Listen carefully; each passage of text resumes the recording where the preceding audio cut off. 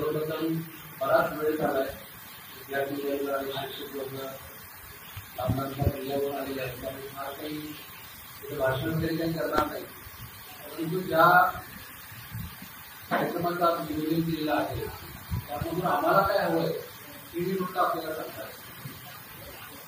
उपस्थित मंचावरचे सर्व पदाधिकारी वर्ग, मान्यवर आणि समोर बसलेले आताच्या पिढीला घडवणारे शिक्षक यांनाही मी नम्रपणे नमस्कार करतो.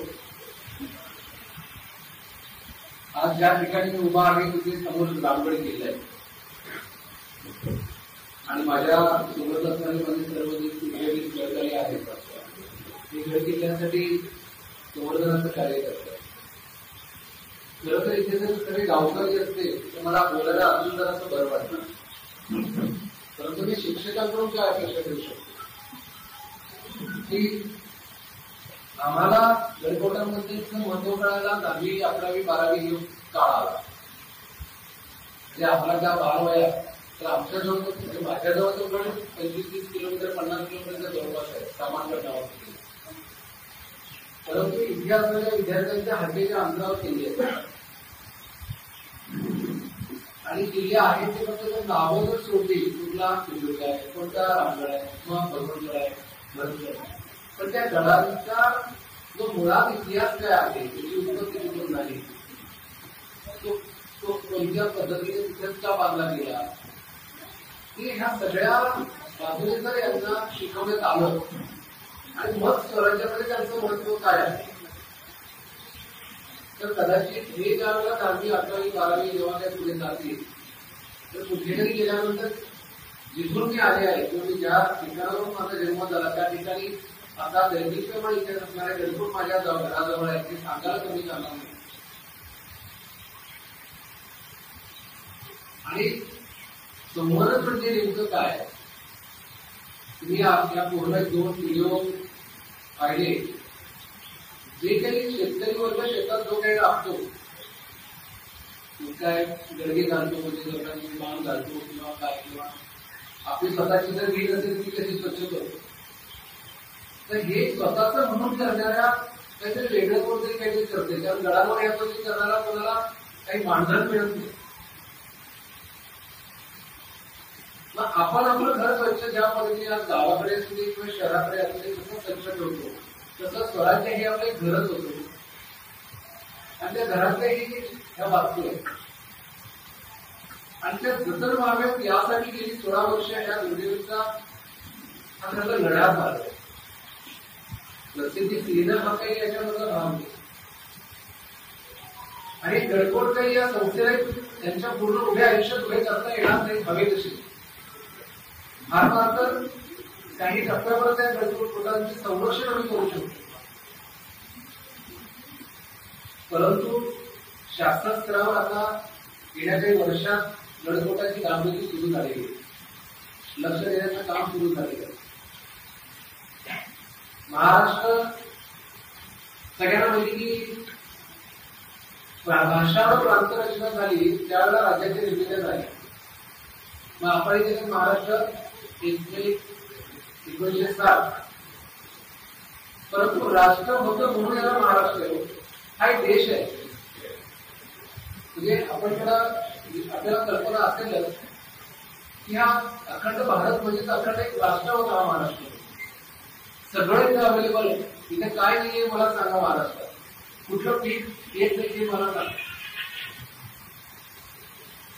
छत्रपती शिवाजी महाराजांचं नाव कोण घेत नाही असा कुठला मनुष्य नाही, परंतु त्यांना चिरंतन म्हणजे पुढचा हजारो वर्ष त्यांना जर जिवंत ठेवायचं असेल या नावाला तर त्यांचा ज्याच्यावर जास्त जीव होता महाराजांचा जर आपण अभ्यास केला तर जास्त प्रकर्षाने जाणवतं की गडकोट यांच्यामध्ये तर प्रचंड राजांचं प्रेम होतं आणि त्यांनी गडकोटानं ती उजळी सुद्धा त्यांच्या काळात आणून दिलेली आहे वेगवेगळ्या बांधणीतून त्याचा वापर करून. आणि या गडकोटांशिवाय महाराज सांगताच येणार नाही कधीही. महाराज राजकीय लोकांकडे सुद्धा जर म्हटलं तर भाषणामध्ये 5 वर्षामध्ये एक वाक्य कधी येतं जेव्हा खरं इलेक्शन येतं ती किल्ले सापडले पाहिजे. जोपर्यंत 5 वर्ष गडकोट दिसतच नाही. पण हा आजचा कार्यक्रम त्या दृष्टीचा नाहीये. मला मी जेव्हा ज्यावेळेला ती लिस्ट पाहिली, आजरा, मालवण, मी आहे कोल्हापूरचा, बेळगाव सीमा भागात, जे आजही आम्ही महाराष्ट्र घेण्यासाठी धडपडतो. 863 गावांमध्ये माझं एक गाव आहे. घर महाराष्ट्र, कर्नाटकात शेख महाराष्ट्र अशा आमचं आहे. जर इतकं तिथं प्रेम आहे, तिथे किल्ले फार कमी आहे आणि आपल्याकडे हद्दीच्या अंतरावर गडकोट आहे. समुद्रावरच्या आरमारावर महाराजांचं गाव आहे. पण आपण ते जपलं पाहिजे असं मला प्रामाणिक वाटतं. माझ्या ह्या भावना तुम्ही तुमच्या या पालघराच्या पालख्यांपर्यंत पोहोचवा. जे काय करता येऊ शकतं तेवढं जरी केलं, अभ्यास करताना तर अभ्यास करावा. आपली मोडी लिपी ही आज कोणती कायदे जेव्हा शोधायची वेळ आली मराठ्यांना, तर ते जुने उतारे जरी पुरावे सापडतात ते मोडी आहेत सगळे. तुम्हाला कामाला लावलं गेले काही शिक्षकांना त्याच्यात. तर कुठेतरी जाऊन आजच्या वाटपाच्या माध्यमातून जी प्रगती म्हणतोय आपण, संगणकामधील प्रगती, ती काही ही मदत नाहीये. कुठेतरी तुमच्या हातून काहीतरी काम व्हावं, काहीतरी व्हावं. सहज जास्तीत जास्त गडकोटावर उडायची व्हावी.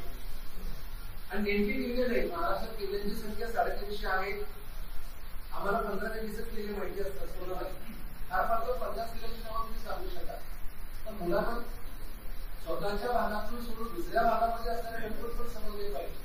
मराठवाड्यावर कोणती किल्ले आहेत आणि जी एक भावना ठेवून ही महाराष्ट्राचं महाराजांचं अस्तित्व जर कोणी आहे तर गडकोटावर आहे.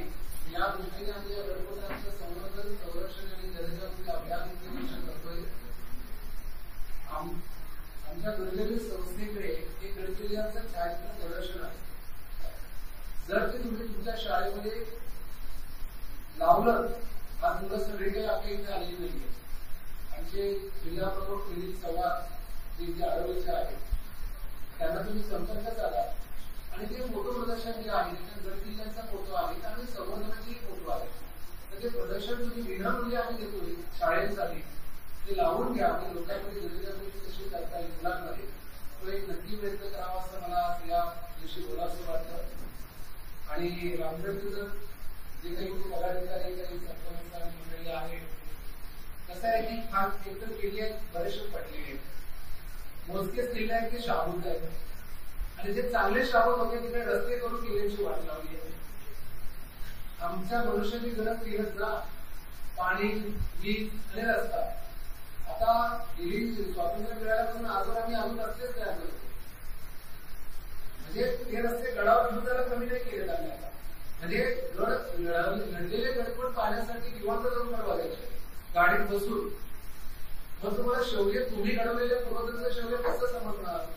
जोपर्यंत त्या गुडघ्याला दुखत नाही तोपर्यंत शौर्य समजणारच नाही. या गोष्टी थांबायला हव्यात, यासाठी आम्ही काम करतोय. गडसंवर्धन समिती मी आता माझी नियुक्ती झालेली आहे. आपले दुर्दैवी कोणताही खर्च न घेता सर स्वतःच्या खिशातले पैसे खर्च करून जो तुम्हाला आता वडापाव मिळालेला आहे, तसा वडापाव स्वतःच्या पैशाने घेऊन तळाव समाजाला होता. त्याच्यामध्ये कोणताही भाव नाही की नाव व्हावं. नाव जे जमवायचं ते एकच, नाव जे व्हायचं ते कधीच झालंय. मराठी माती मराठा म्हणून जन्म घेतला हे सगळ्यात मोठं भाग्य आमचं लागलं. तेवढं तेच आमचा मोठा पुरस्कार आम्ही नेहमी समजतो. त्याच्यामुळे होईल त्यावेळी नक्कीच या भागात करू. सगळे सज्ञान आमदार सगळे आहेत, तरी सुद्धा ह्या गोष्टीची गरज शाळेमध्ये का आहे याचा विचार करायला हवा. पण गडकोटांनाच फक्त आम्हाला सांभाळावं असं वाटतं तर शिवाजी महाराज जिवंत राहतील आमच्या हृदयात. आणि विश्वास व्यक्त करतो की आपण आमच्या संस्थेमध्ये येऊन काहीतरी सहकार्य कराल एवढीच अपेक्षा करतो. आणि माझे शब्द थांबवतो. जय जय.